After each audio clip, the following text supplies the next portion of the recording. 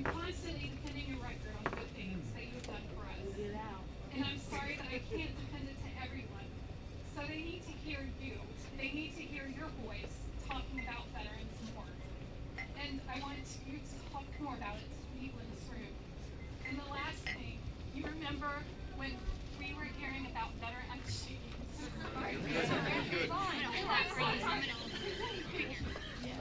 Do you remember when all the veterans were dying, waiting for care, getting substandard care? That shit is still going on. Yeah. I worked in the fucking, I'm sorry, this is emotional. Okay, It's sorry. pretty passionate. You're right, yeah. You go, It's girl. still happening. And you're looking at a veteran who is dying because of being fucked up. They're being fucked up, and you are looking at a veteran who is going to die. I have a death sentence. They misdiagnosed. They didn't even do the proper workup. I'm dying of heart failure, not congestive. I did not eat, drink, or smoke my way into this. It was because the VA fucked up and did not give me the care until I put my foot down. So I had a death sentence. I ran the NICU. I know what heart failure looks like in the end, and that is going to be my death. And I know it. I don't know how much longer. But I'm sorry. What are you going to do to fix this? Thank you. You're amazing.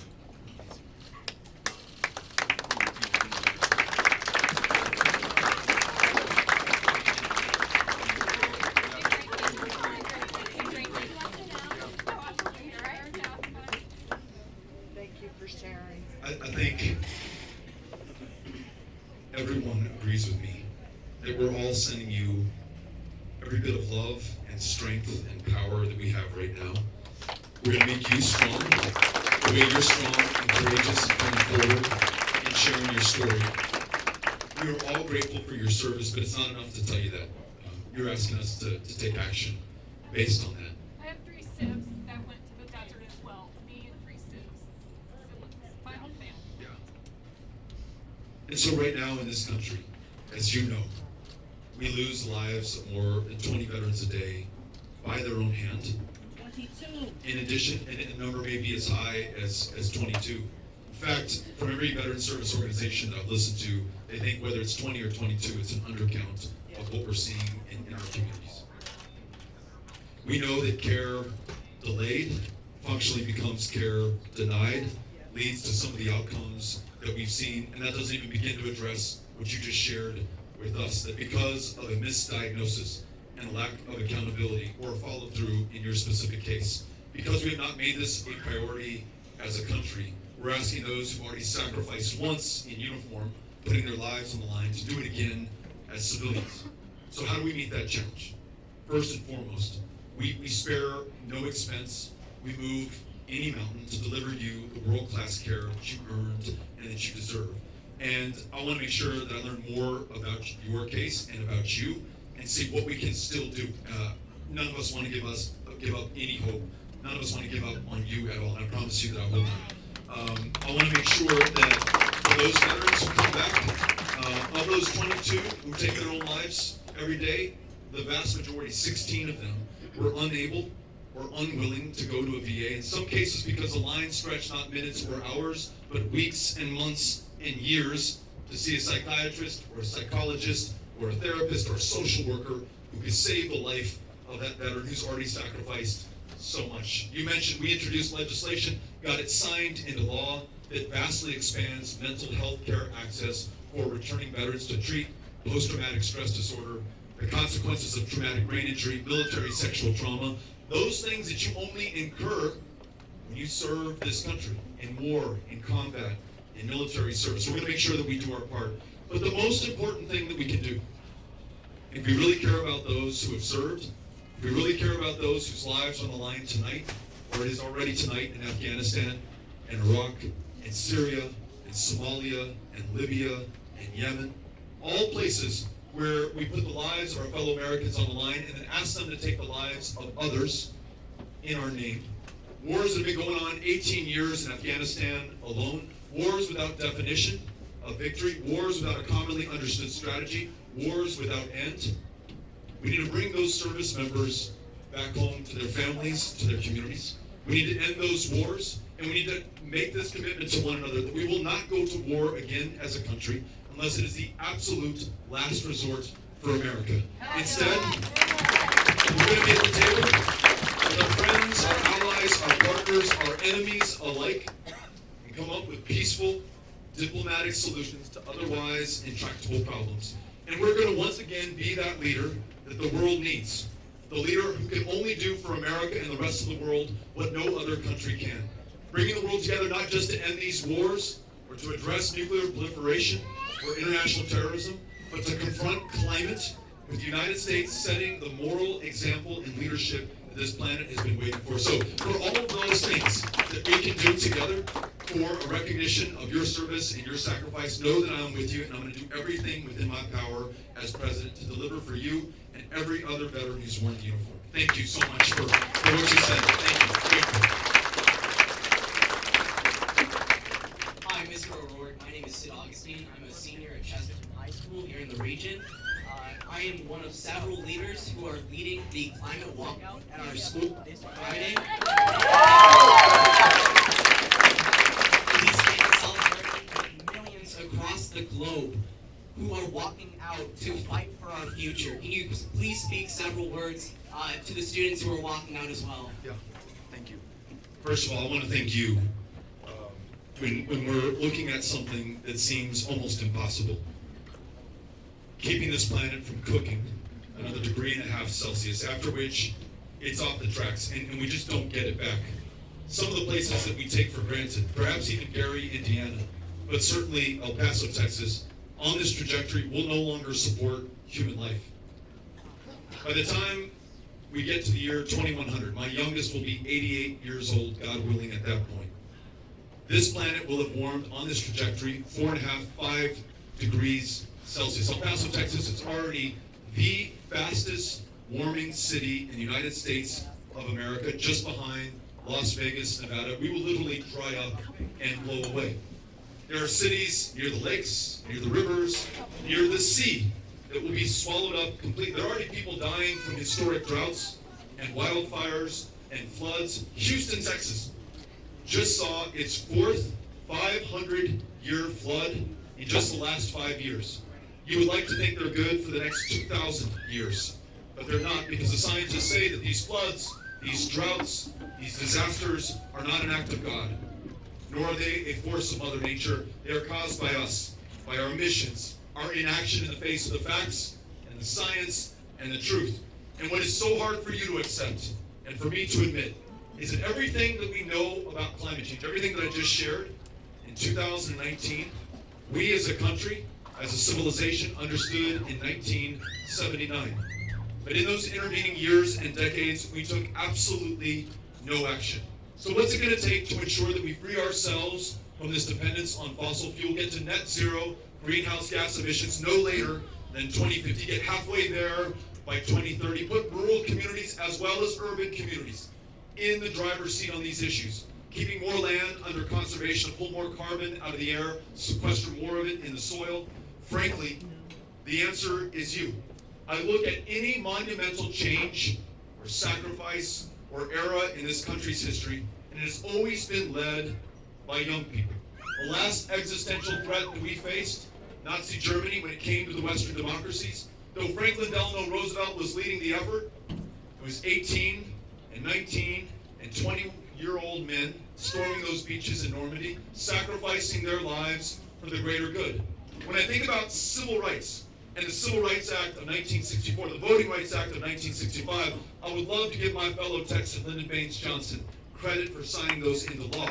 But it was really the student leaders at North Carolina A&T, at that Woolworths in Greensboro, North Carolina, who sat at the lunch counter February 1st of that year and ordered a cup of coffee and were denied because of the color of their skin, but showed up day after day after day. And not only by July 25th of that year did they successfully integrate the Woolworths in Greensboro, they shocked the conscience of this country. They inspired those kids in Birmingham, Alabama, the Children's Crusade in 1963, to take to the streets on the first day, just like you on Friday, although I hope you don't get arrested. On the first day of that crusade, 1,200 kids, 12 years old, 13 years old, 15 years old were arrested and put in jail for having the courage of their convictions, wanting their parents to be treated like men and women and human beings. And so it is to them, to you, that we owe any of the significant change that we've achieved or that we will achieve in the future. So for what you're about to do on Friday, we salute you. We are with you. We are going to follow your lead. And we are grateful for you for what you're doing. Thank you. I do 2 more questions. Over this one. Right here, please. I had no idea who you were when you ran for Senate. And Can't hear you. I like Bruce, and I was watching. I don't know who this guy is, but I was sad that you didn't make it, and there was running line. Yes. I don't have any questions for you, but my husband does. We both love you. We love your campaign. We both hope that you become president. But your last debate, we don't own weapons. Regarding the weapons, he does have some concerns. He should send me a text. It says, besides AR-15 and AK-47, what other weapons would be considered a war? What makes a weapon of war? With the focus on weapons of war, what limitations on ammunitions and magazine clears will be made?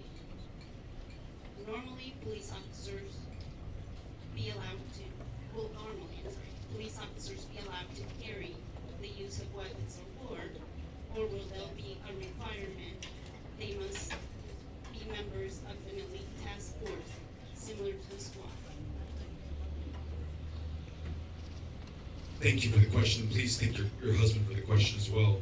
So you look at the AR-15 or the AK-47 for that matter. This weapon was designed and engineered and then sold to the militaries of the world for the express purpose of killing enemy soldiers on the battlefield. The reason that high impact, high velocity round of the AR-15, when it hits your body, tumbles through your system, it shreds everything that's inside so that you will bleed to death. That's exactly what it was designed to do. And that's exactly what it is doing in communities across this country. We were at one of the hospitals after the shooting in El Paso, Texas, and some of those doctors and trauma-based surgeons also serve in the military. And they say the wounds that we're treating in El Paso are exactly like the wounds that we treated in Iraq and Afghanistan. So if that firearm, if that weapon was designed for use in the military, if those high-capacity magazines that we're talking about right now, if you're carrying 30 bullets, or the shooter in Aurora, Colorado had a drum attached to his firearm with 100 rounds in it. You don't need 100 rounds to defend yourself in your home, to go hunting. That duck will no longer exist. There will be no more duck left if it is shot with 100 rounds. Give the duck a chance. So we look at both capacity and we look at intent and we look at consequence, at the effect that those firearms have. And I want to be clear because I just listened to mothers who have lost their sons in Chicago. These handguns are incredibly deadly as well. And that handgun will end your life as well. It's just the level of damage, the number of people who can be killed, the fact that that is an instrument of terror that is used against us, and terror that terrifies and terrorizes communities. In El Paso, Texas, so many people have come up to me and they've told me they feel like they're walking around with a target on their back, knowing that someone could legally purchase an AK-47 and an AR-15 and turn that against them right now. It scares them. It terrifies our community. And a lot of people are living and walking with that fear right now. And I want to end that fear by pulling those 10 million weapons of war that are on the streets out. But I want to make clear that for anyone who wants to purchase a handgun or a shotgun for hunting or self-defense, under our administration, you have to go through a background check. Under our administration, you would be subject to red flag laws. So that if you are showing an intent to harm yourself, with 22,000 gun suicides in this country every year, or harm somebody else, that we take that gun from you before it's too late. In this country, there would be a registry and a license. Hell yes! Good afternoon to you, sir. And we are going to prioritize keeping people safe over the profits of these gun manufacturers, over the political influence of the NRA. So please tell your husband that. Thank you. Appreciate it.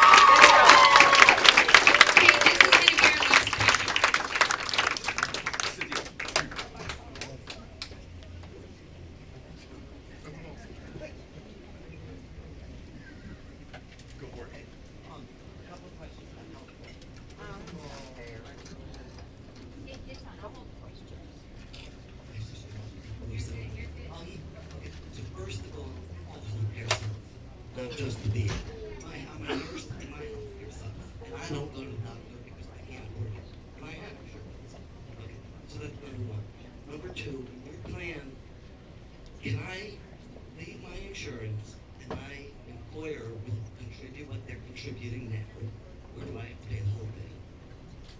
And the word that employers pay needs to be spread. There's all these people who think my taxes are gonna go up 20%. No, they're not. We already pay 10% of our premiums. And our employers are going to contribute, correct? Correct, yes. Yeah, so let me answer the bigger question. We're gonna get to guaranteed, universal, high-quality health care. We talked earlier about it covering women's reproductive care, mental health care, primary care, prescription. Correct, and I just wanna make sure that I establish where we're heading, what the goal is, and then I'll describe how we get there. If you're uninsured today, then you're enrolled in Medicare tomorrow. If you are insufficiently insured, meaning that you can't afford your copay, you don't like your network that your employer has provided you with the insurance plan there you go. And the premium's too high? Yes, the answer is yes. You can elect to move into Medicare, and the employer's contribution follows. It does not fall on you. We protect small business owners like this one under a certain cap. We're going to make sure that the government picks up the tab for their employees so they can focus on making and delivering world-class meals to their customers right here, and not forget the burden of providing health care for this country. And then those who do have an insurance plan that they like, that works for them. And I'm thinking about members of unions, including in this community, who fought for those health care plans, sometimes in lieu of a wage increase or another earned benefit.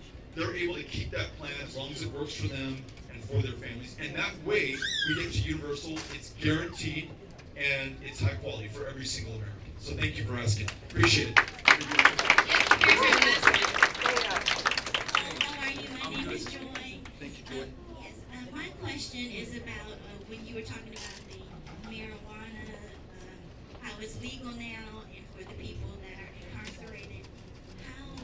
How are you going to go about freeing them? Because it's just so many people, and it's just like, it's like a slap in the face that it's legal now. Yeah.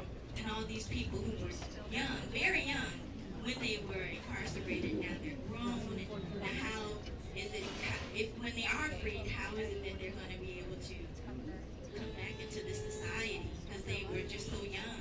Yeah, thank you for the question.